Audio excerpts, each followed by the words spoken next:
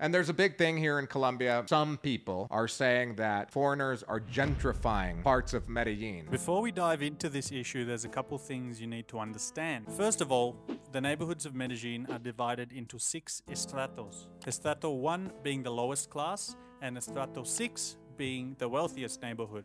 If we look at this map here, we can see that there's only one area in the dark green representing wealthy, which is El Poblado. The way that Medellin has been built out, El Poblado has always been kind of like the Beverly Hills. For example, let's take a look at this article from Medellin Living. Poblado, Medellin's wealthiest neighborhood.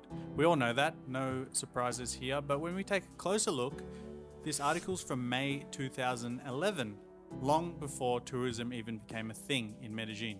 If we take a closer look at this article, we can see the neighborhood boomed in the early 90s, when Medellin's elite fled the violence in Centro and began building up luxurious apartment buildings on the eastern side of the Aburrá Valley. When you are saying that it's being gentrified, it's just not true. A lot of people don't even know what the word means. They should probably just read the dictionary first. Gentrification is the process of a low-income and sometimes crime-ridden urban area transforming into a more upscale and affluent area. El Poblado has always been the most expensive area for locals. In reality, a local wouldn't be able to afford it anyway. Even if it wasn't pumped up on Airbnb. If you still go the local route, you could still get deals out here, which are still expensive for locals. Yeah. Like I found, $700, $800 a month is still expensive for locals. When you think about it, the poverty rate's over 30% here. That means that over 30% of the population is living on less than $250 per month. So that means that only a certain percentage of people can actually afford to live here. So if you're coming here and you're worried about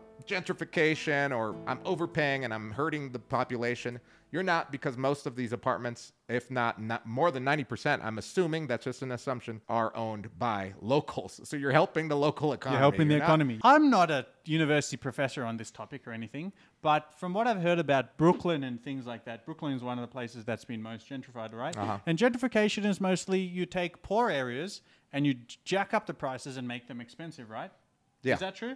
And it's happened all across the United States, including in downtown Los Angeles, in parts of Texas. People that make more than enough money to live in a certain place, go live in that certain place and drive out the locals there, because now that the locals that were living there and could afford those rents now can't, because they've been jacked up from this demand. That's just not happening here, because Poblado, if you look at any building, except for maybe a couple, which is mostly Airbnbs, for the most part, everyone is Colombian that is living in El Poblado. You're not seeing like, oh, my building's full of gringos. Yeah, no. That's not happening. Maybe in a hostel. I lived in many apartment buildings in Poblado, especially when I first arrived here. And I would go down to the gyms, the pools and all that. And I was the only one. There was no other foreigners there. I think it's important to touch on this thing because you might experience it out here, or maybe even on social media, where people are saying they're gentrifying Medellin, El Poblado. That's not happening. Some people might be worried about coming here because they hate foreigners. It's just bullshit. Yeah, right? and other foreigners are also talking shit on foreigners that have more money, and it's usually poor people with like the rich people. Yeah, it's a bit of jealousy tied in with that. But yeah, it's like, oh man, you're gentrifying. Yeah, I only pay $200. I only pay $10 a year. I live under the bridge with the crackheads. It's just almost a baseless argument, but I guess on the internet everyone has a voice when you don't have to face the music.